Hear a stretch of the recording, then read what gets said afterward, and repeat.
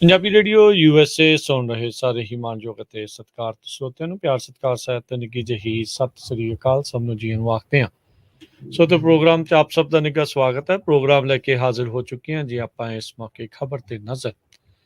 ਅੱਜ 10 ਸਤੰਬਰ ਦਿਨ ਸ਼ਨੀਚਰਵਾਰ ਜੁੜ ਚੁੱਕੇ ਨੇ ਆਪਣੇ ਨਾਲ ਮਿੰਟੂ ਗੁਰੂਸਰੀਆ ਜੀ ਪੰਜਾਬ ਤੋਂ। ਮਿੰਟੂ ਜੀ ਸਵਾਗਤ ਹੈ, ਸਤਿ ਸ੍ਰੀ ਅਕਾਲ ਜੀ। ਸ਼ੁਕਰੀਆ ਜੀ, ਸਾਰਿਆਂ ਨੂੰ ਸਤਿ ਸ੍ਰੀ ਅਕਾਲ ਜੀ। ਸਾਡੇ ਅੱਜ ਦੇ ਪ੍ਰੋਗਰਾਮ ਦੇ ਸਪਾਂਸਰ ਹਨ ਖਾਲਸਾ ਇੰਸ਼ੋਰੈਂਸ ਏਜੰਸੀ, ਜਿਨ੍ਹਾਂ ਦੇ ਕੋਲੋਂ ਤੁਸੀਂ ਹਰ ਇੱਕ ਤਰੀਕੇ ਦੀ ਇੰਸ਼ੋਰੈਂਸ ਕਰਵਾ ਸਕਦੇ ਹੋ। ਇੰਸ਼ੋਰੈਂਸ ਬਾਰੇ ਪਤਾ ਕਰਨ ਲਈ ਕਾਲ ਕਰ ਸਕਦੇ ਹੋ number 408 272 2500 4082722500। Tirkiana immigration law firm, immigration ਦਾ ਹੋਵੇ ਕਿਸੇ ਵੀ ਤਰੀਕੇ ਦਾ ਕੰਮ, call attorney J Tirkiana 415 909 0503। Krishan Dhanota Yuba City, Baljinder Singh Nijjar Woodland, Paramjit Kaur Rangi Vacaville, Harnek Singh Pawla Renton Washington, Gurmeet Singh Dhian Kaur Samra Modesto, Jassi Gill plumbing ਵਾਲੇ, Dharam Singh Bakersfield, G and tyre and lube, ਜਿਨ੍ਹਾਂ ਦੇ ਕੋਲੋਂ ਤੁਸੀਂ truck wash, oil change, air break ਦਾ ਕੰਮ ਕਰਵਾ ਸਕਦੇ ਹੋ। ਨਵੇਂ ਪੁਰਾਣੇ ਟਾਇਰ ਵਾਜਿਬ ਕੀਮਤਾਂ ਤੇ ਖਰੀਦ ਸਕਦੇ ਹੋ। ਸੈਂਟਰਨੈਲਾ 'ਚ ਲੋਕੇਸ਼ਨ ਹੈ। Call Nimma Sahota 209 277 0113। West Coast truck driving school Fresno, truck ਚਲਾਉਣ ਦੀ ਸਿਖਲਾਈ ਵਧੀਆ ਢੰਗ ਦੇ ਨਾਲ ਦਿੰਦੇ ਹਨ। ਕਾਲ ਅਜੀਤ ਅਟਵਾਲ 559 374 4541। ਸਭ ਦਾ ਧੰਨਵਾਦ। ਜੇਕਰ ਤੁਸੀਂ ਜਾਂ ਕੋਈ ਹੋਰ ਕਾਰੋਬਾਰ ਵੀ ਇਸ ਪ੍ਰੋਗਰਾਮ ਨੂੰ ਸਪਾਂਸਰ ਕਰਨਾ ਚਾਹੁੰਦੇ ਹੋ, ਸੰਪਰਕ ਕਰ ਸਕਦੇ ਹੋ 408 722 7698 ਦੇ ਉੱਤੇ। ਮਿੰਟੂ ਜੀ, ਗੱਲਬਾਤ ਦਾ ਸਿਲਸਿਲਾ ਸ਼ੁਰੂ ਕਰਦੇ ਜਾਂਦੇ ਹਾਂ। ਇੱਕ ਹੋਰ ਵਿਧਾਇਕ ਦਾ ਮਾਮਲਾ ਹਾਈ ਕੋਰਟ ਪਹੁੰਚਿਆ ਜੀ। ਤਾਂ ਦੇਖੋ, ਮੈਨੂੰ ਲੱਗਦਾ ਕਿ ਹਾਈ ਕੋਰਟ ਦੇ ਵਿੱਚ ਇਹਨਾਂ ਵਾਸਤੇ ਇੱਕ ਸਪੈਸ਼ਲ ਕੋਰਟ ਬਣਾ ਦੇਣਾ ਪੈਣਾ ਆ, ਕਿਉਂਕਿ ਜਿਹੜੇ ਇਹਨਾਂ ਦੇ MLA ਆ ਉਹ ਤੇ ਹਰੇਕ ਮਹੀਨੇ ਤੇ ਕਹਿੰਦੇ ਹਰੇਕ ਮੱਸਿਆ ਬਦਨਾਮੀ, ਇੱਥੇ ਤੇ ਹਰੇਕ ਸੰਡੇ ਮੰਡੇ ਕੋਈ ਨਾ ਕੋਈ ਇਹਨਾਂ ਦੇ ਫੰਡੇ ਸਾਹਮਣੇ ਆ ਜਾਂਦੇ ਆ।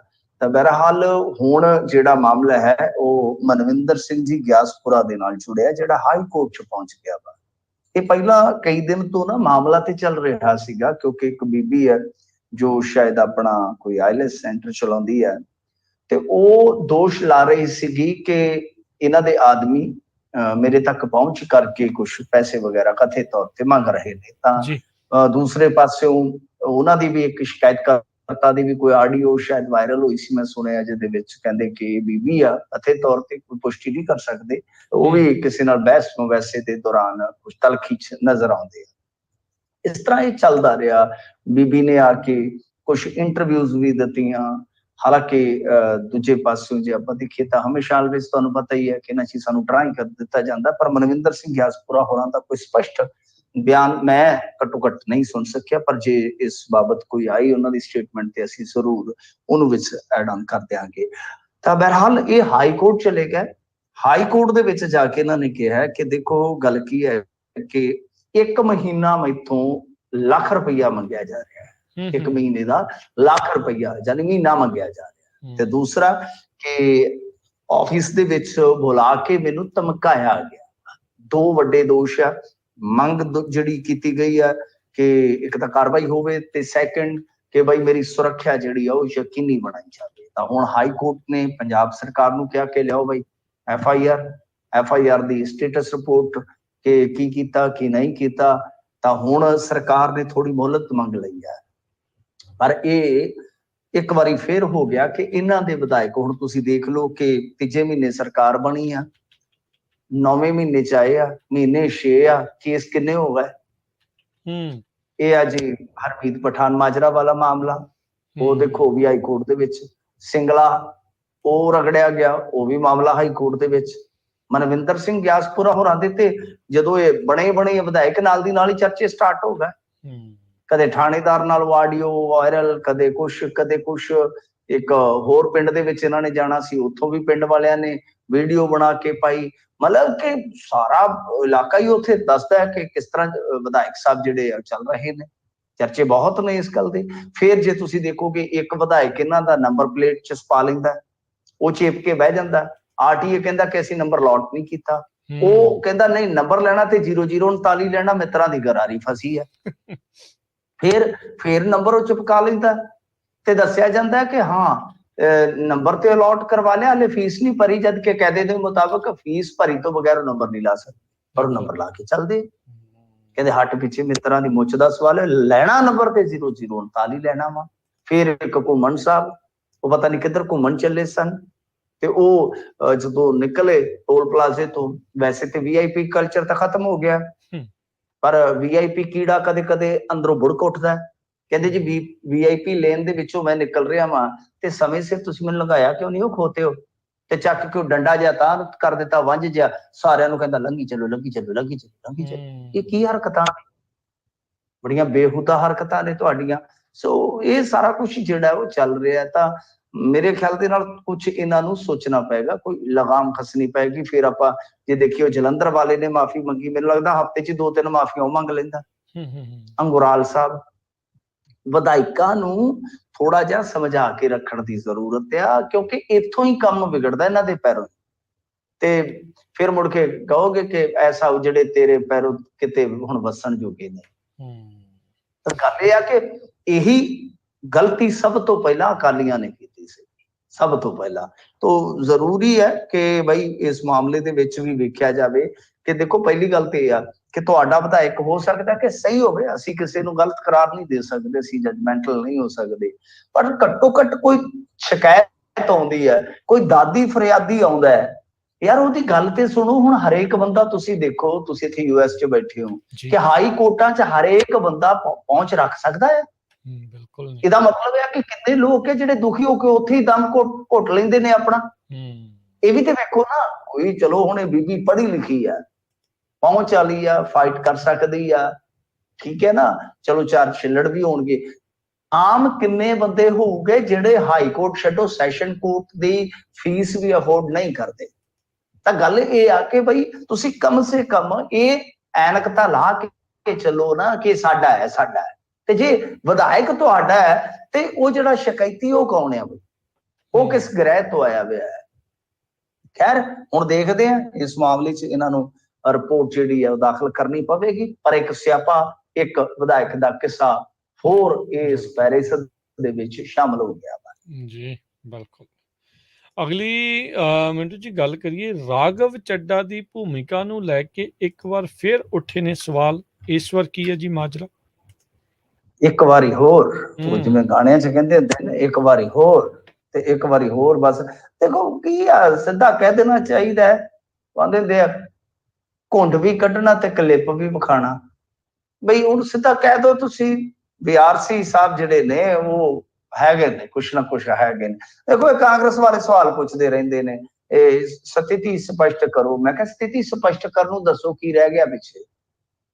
ਅਗਲਿਆਂ ਨੇ ਇੱਥੇ ਬੰਗਲਾ ਦਿੱਤਾ ਉਹਨੂੰ, ਵਧੀਆ ਮੈਂਬਰ ਪਾਰਲੀਮੈਂਟ ਉਹ ਦਿੱਲੀ ਆ। ਜ਼ਿਆਦਾਤਰ ਲੋਕ ਇੱਥੋਂ ਦੇ ਜਿਹੜੇ ਪੰਜਾਬ ਦੇ ਮੈਂਬਰ ਪਾਰਲੀਮੈਂਟ ਉਹ ਤਾਂ ਦਿੱਲੀ ਜਾ ਕੇ ਰਹਿੰਦੇ ਨੇ ਜ਼ਿਆਦਾ, ਜਦੋਂ ਬਣ ਜਾਂਦੇ ਆ। ਉਹ ਛੱਡ ਕੇ ਆਪਣਾ ਘਰ-ਬਾਰ ਇੱਥੇ ਬੈਠਾ ਚੰਡੀਗੜ੍ਹ ਦੇ ਵਿੱਚ, ਚੰਡੀਗੜ੍ਹ ਦੇ ਨਜ਼ਾਰਿਆਂ ਨੇ ਪੱਟਿਆ ਤੇ ਉਹ ਤੇ ਇੱਥੇ ਬੈਠਾ, ਨਾਲ ਸਿਕਿਉਰਿਟੀ ਤਾਮਝਾਮ ਪੂਰਾ ਹੈ, ਲਿਸਟਾਂ ਪ੍ਰਸ਼ਾਸਕੀ ਸੁਧਾਰ ਕਮੇਟੀ ਦੀ ਚੇਅਰਮੈਨ ਨਹੀਂ ਵਗੈਰਾ ਵਗੈਰਾ। ਹਾਲੇ ਦੱਸੋ ਇਹਦੇ ਪਿੱਛੇ ਕੀ ਚਾਹੁੰਦੇ ਜੇ ਤੁਸੀਂ? ਕਿੱਦਾਂ ਸਪਸ਼ਟ ਕਰੇ ਹੁਣ ਬੰਦਾ ਉਹ ਕਿਤੇ ਤੱਤੇ ਤਵੇ ਤੇ ਬੈਠ ਜਾਵੇ ਕਿ ਬਈ ਮੈਂ ਹੈਗਾ, ਮੰਨ ਲਓ, ਪ੍ਰਵਾਨ ਕਰ ਲਓ। ਹੋਇਆ ਕੀ ਹੈ ਕਿ ਬੀਤੇ ਦਿਨੀ ਜਿਹੜੇ ਇਹਨਾਂ ਨੇ ਚੇਅਰਮੈਨ ਲਾਏ ਸਨ, ਉਹਨਾਂ ਦੇ ਨਾਲ ਮੀਟਿੰਗ ਜਿਹੜੀ ਹੈ ਉਹ RC ਸਾਹਿਬ ਨੇ ਕੀਤੀ, ਰਾਘਵ ਚੱਡਾ ਜੀ ਨੇ। RC ਵੈਸੇ ਦਾਰੂ ਦਾ ਬ੍ਰਾਂਡ ਵੀ ਹੁੰਦਾ, ਉਹ ਗਲਤ ਨਾ ਸਮਝ ਲੈਣਾ ਕਿ ਉਹ RC ਦੇ ਨਾਲ ਮੁਲਾਕਾਤ ਹੋਈ ਜਿਹੜੀ ਚੇਅਰਮੈਨਾਂ ਦੀ, ਉਹ ਫੋਟੋ ਵਾਇਰਲ ਹੋ ਗਈ। ਕਾਂਗਰਸੀ ਕਹਿੰਦੇ ਕਿ ਇਹ ਕਿਸ ਕਪੈਸਿਟੀ ਦੇ ਵਿੱਚ ਚੇਅਰਮੈਨਾਂ ਨੂੰ ਮਿਲ ਰਹੇ ਨੇ, ਜਾਂ ਕਹਿ ਦਿਓ ਐਲਾਨੀਆਂ ਕਿ ਸਾਡਾ ਮੁੱਖ ਮੰਤਰੀ ਚੁਣਿਆ ਹੋਇਆ ਹੋ ਰਿਹਾ ਤੇ ਬੁਣਿਆ ਹੋਇਆ ਹੋ ਰਿਹਾ। ਹੁਣ ਚੁਣੇ 'ਚ ਤੇ ਬੁਣੇ 'ਚ ਵੀ ਬੜਾ ਫਰਕ ਹੁੰਦਾ ਨੇ, ਇੱਕ ਚੁਣਿਆ ਇਲੈਕਟਡ ਹੈ, ਇੱਕ ਬੁਣਿਆ ਹੁੰਦਾ ਵੀ ਆਹ ਹੋਊਗਾ। ਤੇ ਉਹ ਤੇ ਆਪਾਂ ਨੂੰ ਪਤਾ ਹੀ ਆ, ਚੁਣੇ ਕਿੰਨੇ ਆ, ਬੁਣੇ ਕਿੰਨੇ ਆ, ਸੁਣੇ ਕਿੰਨੇ ਆ, ਸਾਰਾ ਕੁਛ, ਸਾਰਾ ਇੱਥੇ ਇਲਮ ਹੈਗਾ ਹੀ ਆ ਲੋਕਾਂ ਨੂੰ। ਤਾਂ ਬਹਰਹਾਲ ਇਹਦੇ 'ਚ ਕੋਈ ਹੁਣ ਗੱਲ ਛੁਪੀ ਨਹੀਂ ਹੈ, ਕੋਈ ਗੱਲ ਲੁਕੀ ਨਹੀਂ ਹੈ ਕਿ ਦੇਖੋ ਰਾਘਵ ਚੱਡਾ ਉਹ ਠੀਕ ਉਸੇ ਤਰ੍ਹਾਂ ਜਿਵੇਂ ਮੰਨ ਲਓ ਕੋਈ ਬੰਬੇ ਤੋਂ ਕੰਟਰੈਕਟ ਲੈ ਲੈਂਦਾ, ਠੇਕਾ ਲੈ ਲੈਂਦਾ, ਤੇ ਹੁਣ ਆਪ ਥੋੜੀ ਨਾ ਆ ਕੇ ਇੱਥੇ ਬੈਠੇਗਾ।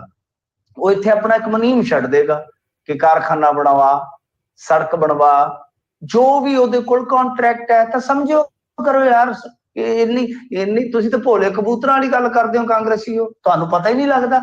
ਇਹ ਬਈ ਬਿਜ਼ਨਸ ਫੰਡੇ ਵੀ ਹੁੰਦੇ ਨੇ, ਪੋਲਿਟਿਕਸ ਦੇ ਫੰਡੇ ਵੀ ਹੁੰਦੇ ਨੇ। ਅਗਲਿਆਂ ਨੇ ਅਗਾਂਹ ਵਧਣਾ ਹੈ, ਅਗਾਂਹ ਵਧੂ ਸੋਚ ਹੈ ਕਿ ਹਿਮਾਚਲ ਜਾਣਾ ਹੈ, फिर उस तो बाद हरियाणा है, उस तो बाद गुजरात च छाना है। प्लानिंग समझो ना, उन्होंने प्लानिंग बहुत दीर्घ काल की प्लानिंग। जी जी जी। अगली गल करिए 500 ते कहंदे जी डोल गया थानेदार दा मन।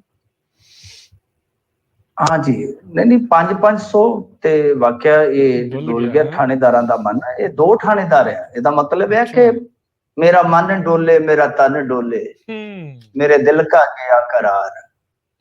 तो बस मतलब कि एक दा मन डोल गया, एक दा तन डोल गया, एक दा करार गया, ते फिर वेख लो कि बंदा नौकरी तो भी हार गया। इन्हों कहते हैं कि वक्त जिहड़ा है ना वो डंग मार गया। ये बुद्धि भ्रिष्ट हुंदी, वो कहंदे ना घसुन मारदा ना लत मारदा। वाकई ਜਦੋਂ ਵੀ ਮਾਰਦਾ ਤੇ ਰੱਬ ਮੱਤ ਮਾਰਦਾ। ਬੰਦੇ ਦੀ ਮੱਤ ਮਾਰ ਦਿੰਦਾ ਤੇ ਬੰਦਾ ਆਪੇ ਆਪ ਹੀ ਮਰ ਜਾਂਦਾ ਹੈ। ਮੱਤ ਮਰ ਗਈ ਜਾਂ ਸੱਚ ਮਰ ਗਿਆ, ਬੰਦਾ ਗਿਆ। ਸੋ ਗੱਲ ਇਹ ਆ ਕਿ ਇੱਥੇ ਤੁਸੀਂ 500 ਦੀ ਗੱਲ ਕਰਦੇ, ਮੈਂ ਤਾਂ ਕਹਿੰਦਾ ਇੱਥੇ ਰੇਟ ਕਾਫੀ ਜ਼ਿਆਦਾ ਹੈ। ਇੱਥੇ ਕੀ ਅੰਮ੍ਰਿਤਸਰ ਦੀ ਕੱਲ ਵੀਡੀਓ ਵਾਇਰਲ ਹੋਈ ਜੀ, ਉਹਦੇ ਚ ਦੇਖੋ ਪੀਸੀਆਰ ਵਾਲੇ ਆ ਕੇ ਓਏ ਹੋਏ ਹੋਏ ਹੋਰਾ ਲਿਆ ਆਈਸਕ੍ਰੀਮ ਖਾ ਕੇ ਕੁਲਫੀ ਨੂੰ ਚੰਗੇ ਚੂਸੇ ਲਾ ਕੇ ਤੇ ਡੱਕਾ ਜਿਹਾ ਉਹਦੇ ਹੱਥ 'ਚ ਫੜਾ ਕੇ ਆਓ ਗਏ ਜੀ, ਆਓ ਗਏ ਮੁੰਡੇ, ਆਓ ਗਏ। ਦੱਸੋ ਆ ਕੋਈ ਅਸੂਲ ਹੈ? 70,000 रुपया तनख्वाह है, 70,000 रुपया तनख्वाह ईमानदारी दी। ते वो भी जो PF वगैरह इन्हां दे कट्टे जांदे, कट के जिवें जिवें रैंक वधदे जांदे आ तिवें तिवें तनख्वाहां जिहड़ियां थानेदार है जिहड़ा ਉਹਦੀ ਤੇ ਆਲਮੋਸਟ ਤਨਖਾਹ ਜਿਹੜੀ ਮੇਰੇ ਖਿਆਲ ਦੇ ਨਾਲ ਪੱਕਾ ਥਾਣੇਦਾਰ ਹੈ ਜਿਹੜਾ ਆਰਜ਼ੀ ਰੈਂਕ ਵਾਲਾ ਨਹੀਂ, ਉਹ ਤਾਂ ਤਕਰੀਬਨ ਲੱਖ ਨੂੰ ਹੱਥ ਮਾਰਦਾ। ਤੇ ਫਿਰ ਕੱਲਾ ਤਨਖਾਹ ਹੀ ਨਹੀਂ, ਉਦਾਂ ਹੀ ਤੁਹਾਨੂੰ ਪਤਾ ਲੋਕ ਵੀ ਅੱਜ ਕੱਲ ਇਹ ਆ ਕਿ ਕੁਝ ਵੀ ਨਾ ਕਰੋ, ਪੁਲਿਸ ਡਿਪਾਰਟਮੈਂਟ ਐਸਾ ਹੈ, ਨਾ ਮੰਗੋ ਤਾਂ ਵੀ ਲੋਕ ਦੇ ਜਾਂਦੇ ਨੇ। ਅੱਜ ਰੱਖ ਲਓ, ਕੋਈ ਗੱਲ ਨਹੀਂ ਬੱਚੇ ਵਾਸਤੇ ਅੰਬ ਲੈ ਜਾ, ਕੋਈ ਗੱਲ ਨਹੀਂ ਜੀ, ਕੋਈ ਗੱਲ ਨਹੀਂ, ਰੱਖ ਲੈ ਉਹ ਦੇ ਜਾਂਦੇ ਨੇ। तो पीसीआर ਦੇ ਵਿੱਚ ਹੁਣ ਤੁਸੀਂ ਹੈਗੇ ਹੋ ਜੇ ਇਮਾਨਦਾਰ ਵੀ ਹੋ ਤੇ ਯਾਰ ਕੁਲਫੀਆਂ ਚੂਸ ਕੇ ਤੇ ਅਗਲੇ ਬੰਦੇ ਦਾ ਲਹੂ ਕਿਉਂ ਚੂਸ ਰਹੇ ਹੋ? ਕਿੰਨਾ ਕੁ ਹੈ? ਪਹਿਲੀ ਗੱਲ ਜੇ ਨਹੀਂ ਪੈਸੇ ਆਏਗੇ, ਵੈਸੇ ਤੇ ਚਲੋ ਠੀਕ ਹੈ, ਜੇ ਨਹੀਂ ਪੂਰਾ ਪੈਂਦਾ ਲੱਖ ਨਾਲ ਜਾਂ 70,000 80,000 ਨਾਲ, ਜਿੰਨੇ ਨਾਲ ਆਪਣੀਆਂ ਖੁਆਇਸ਼ਾਂ ਨੂੰ ਥੋੜਾ ਘੱਟ ਕਰ ਲਓ। ਜ਼ਰੂਰ ਜੀਬ 'ਚ ਪਾਣੀ ਲਿਆਉਣਾ ਹੈ ਕਿ ਉੱਥੇ ਹਾਤੇ ਤੇ ਵੜ ਗਏ ਤੇ ਲਿਆ ਭੁਰਜੀ ਲਿਆਓ ਆਂਡਿਆਂ ਦੀ, ਉਹਦੇ ਪੈਸੇ ਨਹੀਂ ਦਿੱਤੇ, ਠੇਕੇਦਾਰਾਂ ਤੋਂ ਵੰਗਾਰ ਲੈ ਲਈ, ਆ ਦਿਓ 4 ਬੋਤਲਾਂ। ਮਤਲਬ ਕਿ ਆਪਦੀਆਂ ਖਵਾਇਸ਼ਾਂ ਛੋਟੀਆਂ ਕਰ ਲਓ ਯਾਰ। ਸ਼ੌਕ ਵੀ ਨਵਾਬਾਂ ਵਾਲੇ ਰੱਖਣੇ ਆ, ਸ਼ੌਕ ਵੀ ਨਵਾਬਾਂ ਵਾਲੇ ਰੱਖਣੇ ਆ, ਰੋਬ ਵੀ ਏਦਾਂ ਸਰਦਾਰੀਆਂ ਵਾਲੇ ਰੱਖਣੇ ਆ, ਤੇ ਹਰਕਤਾਂ ਕੀ ਕਰਨੀਆਂ। ਇਹ ਘਟਨਾ ਹੈਗੀ ਆ ਲੁਧਿਆਣਾ ਦੀ, ਜਿੱਥੇ ਪੰਜਾਬ ਪੁਲਿਸ ਦੀ ਇਹ ਜਿਹੜੀ ਕਹਿ ਲਓ ਕਿ ਬੜੀ ਇੱਕ ਮੈਂ ਕਹੂੰਗਾ ਕਿ ਬੜੀ ਡਿੱਗੀ ਹੋਈ ਹਰਕਤ ਹੈ। ਇਹ 2-3 ਮੁਲਾਜ਼ਮ ਸਨ, 2 ਥਾਣੇਦਾਰ ਸਨ, ਇੱਕ ਹੋਮਗਾਰਡ ਦੀ ਬੀਬੀ ਸੀਗੀ। ਇਹਨਾਂ ਨੇ 500 ਰੁਪਈਆ ਲੈ ਲਿਆ ਤਾਂ ਉਹ ਵੀਡੀਓ ਵਗੈਰਾ ਬਣ ਗਈ। ਤੇ ਉਹ ਜਿਹੜੀ ਵੀਡੀਓ ਤੁਹਾਨੂੰ ਪਤਾ ਹੀ ਹੈ ਕਿ ਅੱਜ ਕੱਲ ਉਹ ਪਾ ਦਿੰਦੇ ਨੇ ਹੈਲਪਲਾਈਨ ਤੇ, ਜਦੋਂ ਹੈਲਪਲਾਈਨ ਤੇ ਪੈ ਗਈ ਤੇ ਬੰਦਾ ਹੈਲਪਲੈਸ ਹੋ ਗਿਆ, ਸਮਝ ਲਓ ਫਿਰ ਕੀ ਕਰੂਗਾ। ਹੁਣ ਮਾਮਲਾ ਜਿਹੜਾ ਉਹ ਦਰਜ ਹੋ ਜਾਏਗਾ। ਤਾਂ ਗੱਲ ਇਹ ਹੈ ਕਿ ਇਹਨਾਂ ਨੇ ਜੋ ਇਸ ਵੇਲੇ ਹਰਕਤ ਕੀਤੀ ਹੈ ਕਿ ਬਈ ਹੁਣ ਦੇਖੋ ਗੱਲ ਜਿਹੜੀ ਹੈ ਠੀਕ ਹੈ, ਕਿਸੇ ਦਾ ਕੋਈ ਮਾਮਲਾ ਚੱਲਦਾ ਹੋ ਸਕਦਾ ਹੈ, ਕਿਸੇ ਦਾ ਕੋਈ ਹੋ ਸਕਦਾ ਹੈ ਕੋਈ ਵਾਦ ਘਾਟ ਹੋਵੇ, ਕੋਈ ਵਹੀਕਲ ਦੀ ਹੋਵੇ। ਵੈਸੇ ਇਹ ਮਾਮਲਾ ਮੇਰੇ ਖਿਆਲ ਦੇ ਨਾਲ ਕਿਸੇ ਕੇਸ ਦੇ ਮੁਤਲਕ ਸੀ, ਚਲੋ ਆਪਾਂ ਉੱਧਰ ਨਹੀਂ ਜਾਂਦੇ, ਕੁਝ ਵੀ ਹੋ ਸਕਦਾ, ਪਰ ਤੁਸੀਂ 500 ਰੁਪਈਆ ਜਿਹੜਾ ਇਸ ਤਰ੍ਹਾਂ ਲੈ ਲੈਂਦੇ ਹੋ ਤਾਂ ਉਹਦੇ ਨਾਲ ਕੀ ਹੈ ਕਿ ਸਾਰੀ ਫੋਰਸ ਬਦਨਾਮ ਹੋ ਜਾਂਦੀ ਹੈ। ਔਰ ਇਹਨਾਂ ਨੂੰ ਇਹਨਾਂ ਦੀ ਫੋਰਸ ਦੇ ਬੰਦੇ ਵੀ ਲਾਹਨਤ ਪਾਉਂਦੇ, ਜੇ ਮੈਂ ਤੁਹਾਨੂੰ ਦੱਸਾਂ। ਉਹ ਕਹਿੰਦੇ ਕਿ ਸਾਨੂੰ ਵੀ ਇਹ ਗਾਲਾਂ ਪਾਉਂਦੇ ਨੇ ਇਹ ਲੋਕ। ਔਰ ਤੁਹਾਨੂੰ ਯਾਦ ਹੋਏਗਾ ਇੱਕ ਵਾਰੀ ਇੱਕ ਹੌਲਦਾਰ ਉਹ ਗਿਆ, ਜਿਹੜੇ ਆ ਨੇਪਾਲੀ ਜਿਹੇ ਹੁੰਦੇ ਆ, ਉਥੋਂ ਫਾਸਟ ਫੂਡ ਖਾਣ, ਤੇ ਉਹਨੇ ਨਹੀਂ ਦਿੱਤਾ, ਉਹਨੇ ਡੇਲੀ ਆ ਜਾਂਦਾ, ਕਦੇ ਪੈਸੇ ਵੀ ਦੇ ਦਿਆ ਕਰ, ਤੇ ਉਹਨੇ ਚੱਕ ਕੇ ਤੇ ਡੰਡਾ ਮਾਰਿਆ ਤੇ ਸਿਰ ਪਾੜ ਦਿੱਤਾ। ਇਹੋ ਇੱਕ ਵਾਰੀ ਯਾਦ ਹੈ ਕੋਵਿਡ ਦੇ ਦੌਰਾਨ ਇਹਨਾਂ ਨੇ ਨਾਕੇ ਤੋਂ ਸਬਜ਼ੀ ਲਾ ਲਈ ਸੀ ਗੱਡੀ ਤੋਂ, ਵਾਇਰਲ ਹੋ ਗਿਆ ਸਾਡੇ ਕੋਟਕਪੂਰੇ ਦੇ ਲਾਗੇ। ਹਾਂਜੀ, ਕੋਟਕਪੂਰੇ ਦੇ ਲਾਗੇ ਹਿਸਾਬ ਲਾ ਲਓ ਕਿ ਸਬਜ਼ੀ ਵਾਲੀ ਗੱਡੀ, ਹੁਣ ਆਪਾਂ ਕਹਿੰਦੇ ਨੇ ਉਦੋਂ ਵੀ ਜ਼ਰੂਰੀ ਵਸਤੂਆਂ ਵਾਲੀਆਂ ਚੀਜ਼ਾਂ ਜਾਣਗੀਆਂ, ਉਹ ਜਾਣਗੀਆਂ, ਤਾਂ ਇਹਨਾਂ ਨੇ ਉਹ ਵੀ ਲਾ ਲਈ ਸੀਗੀ। ਸੋ ਇਹ ਮਿਆਰ ਸੁਧਾਰਨ ਦੀ ਜ਼ਰੂਰਤ ਹੈ, ਇਹਦੇ ਤੇ ਬੰਦਿਆਂ ਦੀ ਜਾਂ ਕਹਿ ਲਓ ਜਿਹੜੇ ਵੀ ਫੋਰਸ ਦਾ ਹਿੱਸਾ ਹੈ ਉਹਨਾਂ ਦੀ ਪਰਸਨਲ ਜ਼ਿੰਮੇਵਾਰੀ ਬਣਦੀ ਹੈ ਕਿ ਇਸ ਤਰ੍ਹਾਂ ਦੇ ਦਾਗ ਨਾ ਲਵਾਏ ਜਾਣ। ਪਰ ਜੇ ਹੁਣ ਥਾਣੇਦਾਰ 500 ਤੇ ਡੁੱਲਿਆ ਫਿਰਦਾ ਹੈ ਤੇ ਸਿਪਾਹੀ ਤਾਂ ਫਿਰ ਸਮਝ ਲਓ ਕਿ 200 ਤੇ ਹੀ ਸਾਰਾ ਕੁਝ ਭੁੱਲਿਆ ਫਿਰਦਾ, ਫਿਰ ਕੀ ਕਰਨਾ ਹੈ। ਦੇਖ ਲਓ ਜੀ ਜੀ। ਅਗਲੀ ਮਿੰਟੋ ਜੀ ਗੱਲ ਕਰੀਏ ਹੁਣ ਫਤਿਹਗੜ੍ਹ ਸਾਹਿਬ ਵਿੱਚ ਵੀ ਪ੍ਰੋਜੈਕਟ ਦਾ ਵਿਰੋਧ, ਕਿਹੜੇ ਪ੍ਰੋਜੈਕਟ ਦਾ ਹੋ ਰਿਹਾ ਜੀ ਵਿਰੋਧ ਇਸ ਵਾਰ? ਦੇਖੋ ਜਿਹੜੇ ਮੱਤੇਵੜ ਜਾਣਾ ਸੀਗਾ, ਮੱਤੇਵੜਾ ਦੇ ਜੰਗਲਾਂ ਦੇ ਵਿੱਚ ਲੱਗਣਾ ਸੀਗਾ ਟੈਕਸਟਾਈਲ ਪ੍ਰੋਜੈਕਟ ਜਿਹੜਾ ਸੀਗਾ, ਤਾਂ ਉਹ ਇਹਨਾਂ ਨੇ ਟੈਕਸਟਾਈਲ ਪਾਰਕ ਕਿਹਾ ਸੀਗਾ ਕਿ ਅਸੀਂ ਤਜਵੀਜ਼ਤ ਕੀਤਾ ਹੈ ਕਿ ਫਤਿਹਗੜ੍ਹ ਸਾਹਿਬ ਦੇ ਵਿੱਚ ਅਸੀਂ ਲਾ ਦਿਆਂਗੇ 1000 ਏਕੜ ਜ਼ਮੀਨ ਜਿਹੜੀ ਆ ਉਹ ਅਸੀਂ ਪ੍ਰਸਤਾਵਿਤ ਰੂਪ ਦੇ ਵਿੱਚ ਕੇਂਦਰ ਨੂੰ ਦੇਵਾਂਗੇ। ਅੱਛਾ, ਗੱਲ ਇਹ ਆ ਕਿ ਹੁਣ ਚਲੋ 2-3 ਪਿੰਡ ਇਕੱਠੇ ਹੋਏ, ਉੱਥੇ ਸਾਬਕਾ ਵਿਧਾਇਕ ਕੁਲਜੀਤ ਸਿੰਘ ਨਾਗਰਾ ਆ ਗਿਆ, ਐਕਸ਼ਨ ਚ ਇੱਕ ਲੋਕ ਇਨਸਾਫ ਪਾਰਟੀ ਵਾਲੇ, ਤੇ ਕੁਛ ਫਿਰ ਤੁਹਾਨੂੰ ਪਤਾ ਹੀ ਹੈ ਬਈ ਫਿਰ ਇਹ ਵੀ ਹੈ ਨਾਲ ਕਿ ਤੁਹਾਨੂੰ ਕਿਸਾਨ ਆਗੂ ਵੀ ਦਿਖਾਈ ਦੇ ਦਿੰਦੇ ਆ। ਤੋ ਇਸ ਤਰ੍ਹਾਂ ਜਿਹੜਾ ਇਹ ਸਾਰਾ ਕੁਝ ਬਣਦਾ ਹੈ, ਦੇਖੋ ਮੈਂ ਇੱਕ ਗੱਲ ਦੇ ਹੱਕ ਦੇ ਵਿੱਚ ਆ ਕਿ ਵਾਤਾਵਰਨ ਨੂੰ ਨੁਕਸਾਨ ਨਹੀਂ ਪਹੁੰਚਣਾ ਚਾਹੀਦਾ, ਜ਼ਿੰਦਗੀਆਂ ਨੂੰ ਖਤਰਾ ਨਹੀਂ ਹੋਣਾ ਚਾਹੀਦਾ। ਪਰ ਤੁਹਾਨੂੰ ਪਤਾ ਹੈ ਤੁਸੀਂ ਇੱਕ ਵਿਕਸਿਤ ਦੇਸ਼ ਦੇ ਵਾਸੀ ਹੋ ਕਿ ਕੀ ਇੰਡਸਟਰੀ ਤੋਂ ਬਗੈਰ ਵੀ ਅੱਗੇ ਵਧਿਆ ਜਾ ਸਕਦਾ ਹੈ? ਇਹ ਦੋਨੇ ਚੀਜ਼ਾਂ ਜ਼ਰੂਰੀ ਨੇ। ਤਾਂ ਅਸੀਂ ਹੁਣ ਮੈਂ ਹੁਣ ਤੁਹਾਨੂੰ ਨਾਂ ਗਿਣਾ ਦਿੱਤੇ ਆ, ਪ੍ਰੇਮ ਸਿੰਘ ਚੰਦੂ ਮਾਜਰਾ ਜੀ, ਲੋਕ ਇਨਸਾਫ, ਮਤਲਬ ਕਿ ਸਿਆਸਤ ਸ਼ੁਰੂ ਹੋ ਜਾਂਦੀ ਹੈ ਸਾਰੇ। ਔਰ ਇਹ ਕਿਸੇ ਇੱਕ ਸੂਬੇ ਦਾ ਮਸਲਾ ਨਹੀਂ ਹੈ, ਜਿਵੇਂ ਕੇਰਲ ਤੋਂ ਲੈ ਕੇ ਤਮਿਲਨਾਡੂ ਤੱਕ, ਰਾਜਸਥਾਨ ਤੱਕ ਕਿਤੇ ਆ ਜਾਓ, ਇਹ ਸਾਰਾ ਕੁਝ ਹੁੰਦਾ ਹੀ ਹੁੰਦਾ ਹੈ। ਪ੍ਰੋਟੈਸਟ ਵਗੈਰਾ ਇਹ ਕਈ ਵਾਰ ਤਾਂ ਮਤਲਬ ਕਿ ਉਦਾਂ ਹੀ ਕਰਵਾ ਦਿੱਤੇ ਜਾਂਦੇ ਆ। ਬਈ ਗੱਲ ਇਹ ਆ ਕਿ ਵਾਤਾਵਰਣ ਦਾ ਠੀਕ ਹੈ ਖਿਆਲ ਰੱਖਣਾ ਜ਼ਰੂਰੀ ਹੈ। ਹੁਣ ਜਿੱਦਾਂ ਸਿਆਸਤਦਾਨ ਉੱਭਰ ਕੇ ਆ ਗਏ, ਕਿਸਾਨ ਧੜਿਆਂ ਚੋਂ ਆ ਗਏ, ਫਲਾਂਟ, ਬਈ ਸਾਡੇ ਕੋਲ ਕੋਈ ਐਕਸਪਰਟੀ ਨਹੀਂ ਹੈ। ਤੁਸੀਂ ਪਹਿਲਾਂ ਉਹ ਪ੍ਰਪੋਜ਼ਲ ਵੇਖੋ, ਹਾਲੇ ਉਹਨਾਂ ਨੇ ਭੇਜਣਾ ਵਾ, ਉਹਨਾਂ ਨੇ ਸਵੀਕਾਰ ਕਰਨਾ, ਫਿਰ ਤੁਸੀਂ ਇਹ ਵੇਖੋ ਕਿ ਐਕਸਪਰਟ ਬੁਲਾ ਕੇ ਕਿ ਕੀ ਨੁਕਸਾਨ ਹੋ ਸਕਦਾ ਭਾਈ, ਤਾਂ ਉਹਦੀ ਤੁਸੀਂ ਜਿਹੜੀ ਜਾਮਨੀ ਹੈ ਉਹ ਲਵੋ ਪੰਜਾਬ ਸਰਕਾਰ ਤੋਂ। ਪੰਜਾਬ ਸਰਕਾਰ ਆਪੇ ਉਹਦੇ ਨਾਲ ਗੱਲ ਕਰੇ ਜਿਹਨੇ ਉਦਯੋਗ ਚਲਾਉਣਾ। ਤਾਂ ਗੱਲ ਇਹ ਆ ਕਿ ਅਸੀਂ ਦੇਖੋ ਕਿੰਨੀ ਕੁ ਦੇਰ ਤੱਕ ਖੇਤੀ ਨਾਲ ਚੱਲੀ ਚੱਲੋ ਕਿ ਦੇਖੋ GDP ਦੇ ਵਿੱਚ ਸਾਡਾ ਕੀ ਆ 25% ਹੈ ਨਾ ਕੰਟਰੀਬਿਊਸ਼ਨ, 25% ਆ, ਤੇ 25% ਹੀ ਉਦਯੋਗ ਦਾ ਹੈ ਤੇ 50% ਆ ਗਿਆ ਸਾਡਾ ਸਰਵਿਸ ਦਾ, ਸਰਵਿਸ ਸੈਕਟਰ ਦਾ। ਤਾਂ ਸਾਨੂੰ ਮਤਲਬ ਕਿ ਜਿੰਨੀ ਖੇਤੀ ਤੇ ਨਿਰਭਰਤਾ ਹੋਏਗੀ, ਹੁਣ ਤੁਸੀਂ ਦੇਖੋ ਕਿ ਖੇਤੀ 'ਚ ਜ਼ਮੀਨ ਕਿੰਨੀ ਆ, ਕਿੰਨੇ ਲੋਕ ਇਨਵੋਲਵ ਹੈ, ਤੇ ਤਾਂ 25% GDP ਬਣਦੀ ਆ ਨਾ। ਉਦਯੋਗ ਦੇ ਵਿੱਚ ਕਿੰਨੇ ਘੱਟ ਲੋਕ ਹੁੰਦੇ ਆ ਤਾਂ GDP ਦਾ ਕੰਟਰੀਬਿਊਸ਼ਨ ਕਿੰਨਾ ਬਣਦਾ। ਤੁਸੀਂ ਸਿਆਣੇ ਲੋਕ ਹੋ, ਇਕਨੋਮੀ ਨੂੰ ਸਮਝਦੇ ਹੋ, ਤਾਂ ਰੁਜ਼ਗਾਰ ਕਿੱਥੋਂ ਨਿਕਲਦਾ ਜ਼ਿਆਦਾ। ਇਹ ਬੇਸਿਕ ਚੀਜ਼ਾਂ ਸਾਡੇ ਲੋਕਾਂ ਨੂੰ ਵੀ ਸਮਝਣੀਆਂ ਪੈਣਗੀਆਂ ਕਿ ਰੁਜ਼ਗਾਰ ਜ਼ਿਆਦਾ। ਹਾਂ ਠੀਕ ਹੈ, ਇੱਕ ਇਸ਼ੂ ਇਹ ਉੱਠਦਾ ਕਿ ਜੀ ਪੰਜਾਬੀਆਂ ਨੂੰ ਤੇ ਰੁਜ਼ਗਾਰ ਨਹੀਂ ਮਿਲਦਾ, ਅਸੀਂ ਕੀ ਕਰੀਏ। ਪਰ ਪੰਜਾਬੀ ਸਕਿਲਡ ਕਿੰਨੇ ਕੁ ਹੋਏ ਵੀ ਦੱਸ ਦਿਓ, ਅਸੀਂ ਸਕਿੱਲ ਕਿੰਨੀ ਕੁ ਹਾਸਲ ਕਰਦੇ ਆ। ਸਾਡੇ ਕੋਲ ਸਕਿਲਡ ਲੇਬਰ ਹੀ ਹੈ ਨਹੀਂ ਪੰਜਾਬ 'ਚ। ਅਸੀਂ ਇਹਨਾਂ ਚੀਜ਼ਾਂ ਵੱਲ ਕਦੇ ਧਿਆਨ ਹੀ ਨਹੀਂ ਕਰਦੇ। ਕਿੰਨੇ ਕੁ ਅਸੀਂ CA ਬਣਾ ਦਿੰਨੇ ਆਪਣੇ ਬੱਚੇ, ਤਾਂ ਫਿਰ ਅਗਲਿਆਂ ਨੇ ਤਾਂ ਹਾਇਰ ਕਰਨੇ ਹੀ ਕਰਨੇ ਹੈ ਨਾ। ਸੋ ਕਹਿਣ ਦਾ ਮਤਲਬ ਇਹ ਹੈ ਕਿ ਦੋਵੇਂ ਚੀਜ਼ਾਂ ਨੇ ਕਿ ਵਾਤਾਵਰਨ ਆਪਣੀ ਜਗ੍ਹਾ ਤੇ ਆ, ਇਹ ਸ਼ਹੀਦਾਂ ਦੀ ਧਰਤੀ ਆ, ਇਹ ਵੀ ਦੇਖਣਾ ਪਵੇਗਾ, ਪਰੰਤੂ ਤੁਹਾਨੂੰ ਇੱਕ ਪਾਸੜ ਰਾਜਨੀਤੀ ਦਾ ਚਸ਼ਮਾ ਵੀ ਉਤਾਰ ਕੇ ਵੇਖਣਾ ਪਵੇਗਾ। ਠੀਕ ਹੈ। ਔਰ ਮੈਂ ਵੀ ਹੈਰਾਨ ਆ, ਰਾਜ ਕਰਮਵੀਰ ਸਿੰਘ ਜੀ ਬਠਿੰਡਾ ਟੱਪ ਜੋ, ਜ਼ਮੀਨ ਹੀ ਜ਼ਮੀਨ ਪਈ ਹੈ, ਇੱਧਰ ਕੋਈ ਵਿਰੋਧ ਨਹੀਂ ਕਰਦਾ। ਵਿਰਲੀ ਵਸੋਂ ਆ, ਵਿਰਲੀ ਵਸੋਂ ਆ, ਜਿਹੜੇ ਵੀ ਇੱਧਰ ਸਾਡੇ ਪਿੰਡਾਂ ਵੱਲ ਆਏ ਆ ਨਾ, ਉਹਨਾਂ ਨੂੰ ਪਤਾ ਹੋਏਗਾ 7-7 ਕਿਲੋਮੀਟਰ ਤੇ ਪਿੰਡ ਆ ਸਾਡੇ ਉਰੇ, ਕਈ ਪਿੰਡ 8-8 ਕਿਲੋਮੀਟਰ ਦੀ ਵਿੱਥੀ ਤੇ ਨੇ, ਜ਼ਮੀਨ ਹੀ ਜ਼ਮੀਨ ਪਈ ਹੈ।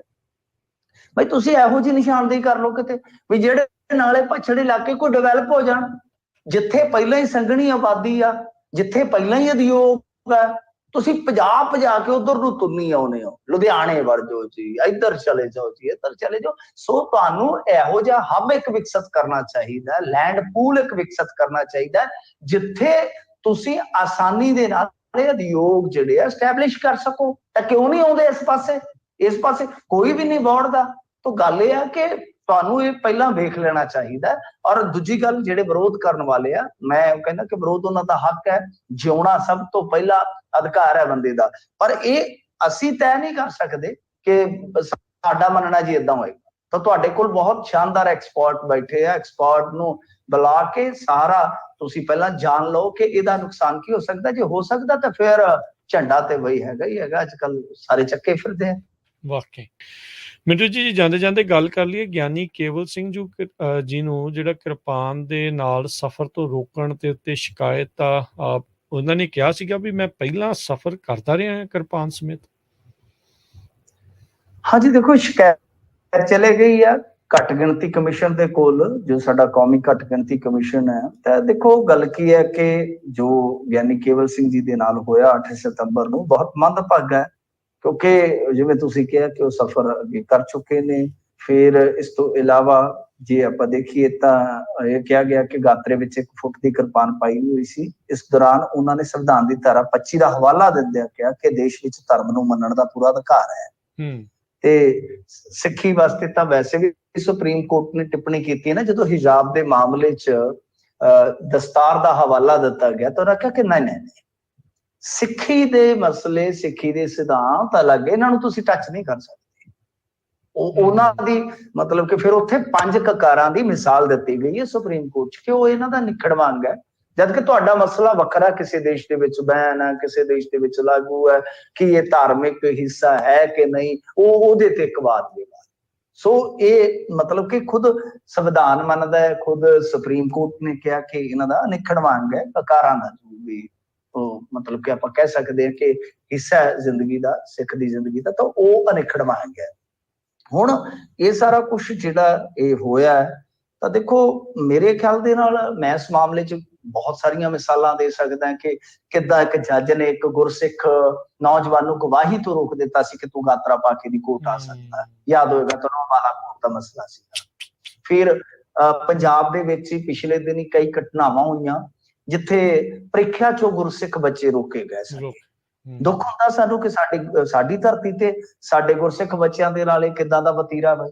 ਚਲੋ ਫਿਰ ਇੱਥੇ ਦੀ ਪੁਲਿਸ, ਤੁਹਾਨੂੰ ਪਤਾ ਪੰਜਾਬ ਪੁਲਿਸ ਨਾਲ ਦੀ ਨਾਲ ਪਰਚਾ ਕਰ ਦਿੰਦੀ ਆ, 1-2 ਹੋਏ ਪਰਚੇ ਤੇ ਮੁੜ ਕੇ ਟਿਕ ਗਏ ਸਾਰੇ।